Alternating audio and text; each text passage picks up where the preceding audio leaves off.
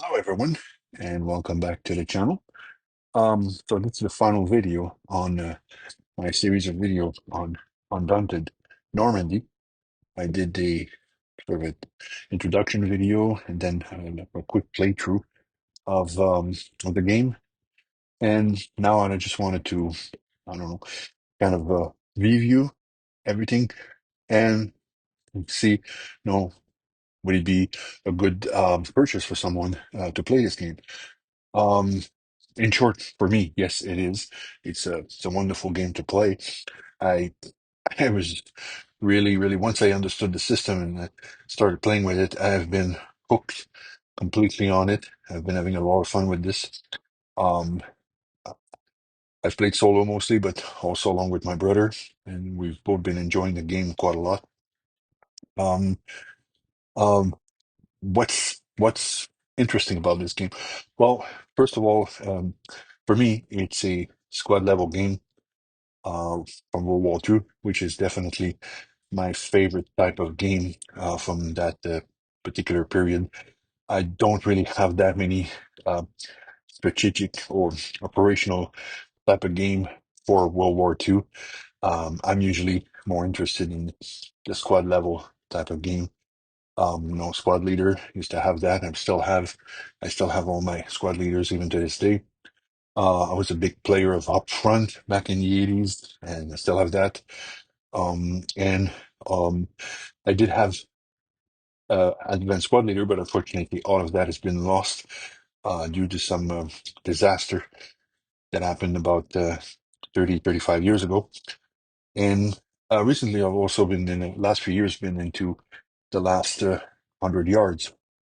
So, yeah, squad level games are really something that interests me. And so this falls right into it. Um, it's a fairly simple game. I mean, you can read the rules in, I don't know, 10, 15 minutes or so, and in 25 minutes, you're pretty much all ready to go and play. It's really not a complicated game to figure out and to learn. Um, but what it does have is it's a bit sneaky on how complex it is. It looks very simple, but playing it as you play it, you kind of discover that you've got some plans, you know what you want to do, but are you going to have the cards at that moment to do what you want to do? And that's where it gets really interesting. And I think the system works really well to uh, sort of simulate the fog of war and also kind of uh, prevent you from doing everything at that particular moment because you do not have the cards in order to go ahead and do what you want to do. So I think it does it's very good at simulating what a combat situation is and where things don't always go the way you would like them to go. So it does that very well. Um, uh, the heart on it is very beautiful.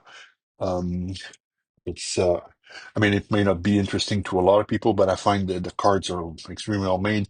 The tiles for the terrain are also very well made. It's good cardboard, very thick. Same thing for the counters. Um, it's one of the reasons I went with Undaunted instead of Point Blank from I'm taking Victory Games here.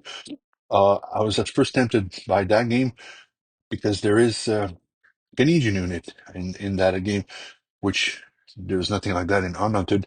And being Canadian, playing a Canadian unit would definitely be a fun thing for me.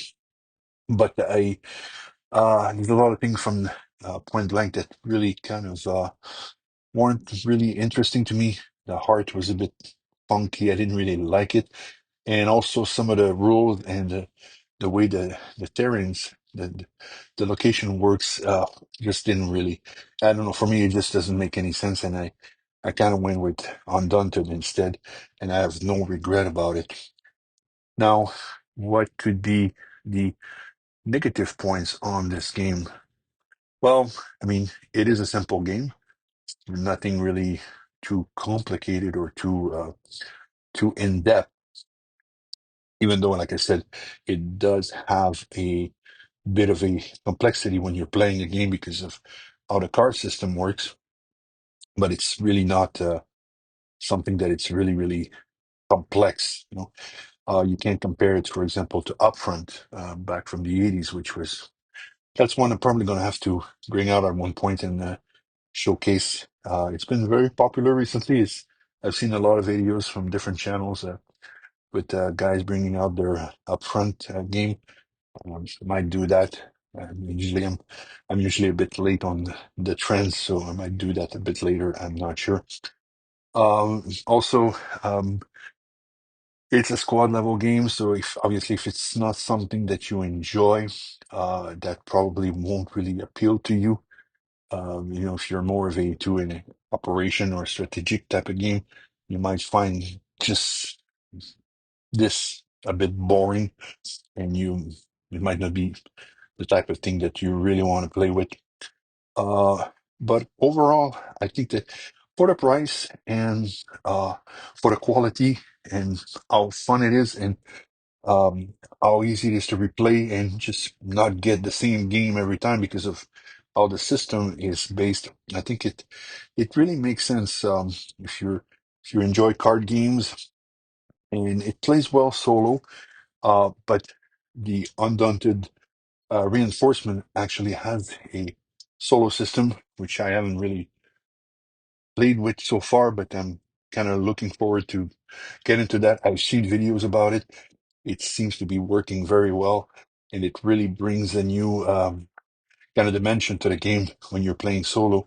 The best way to play was definitely against an opponent if you can manage it. It's really, really a lot of fun trying to outsmart and outguess your opponent on what they're playing with, trying to beat them to the objective points. But yeah, I would definitely recommend Undaunted. It's a good it's a good game to introduce somebody to war games. It's really not complicated and it's quite easy to teach. So that could be also another point in its favor. So there you have it. That was my look at Undaunted Normandy, and I do recommend it quite strongly if you are looking for a new game to play and you're not sure if it's worth it. I do definitely. I don't think any of you will be disappointed if you go ahead and purchase this. But let me know your thought, maybe in the comment section. Let me know if you played this game, if you enjoyed it, if you find it boring. We never know. And so I think for the next video, I'll probably go back to the Civil War. I haven't done that in a while, and it's kind of a bit blasphemous for me, considering that I am this Civil War is one of the reasons I play these war games. I'm a big Civil War fan. So I think I'm probably going to go with that. I haven't done that in a while and leave behind the squad games for a bit for something else later on. So until then, enjoy your games and I'll see you in the next briefing. Take care, everyone.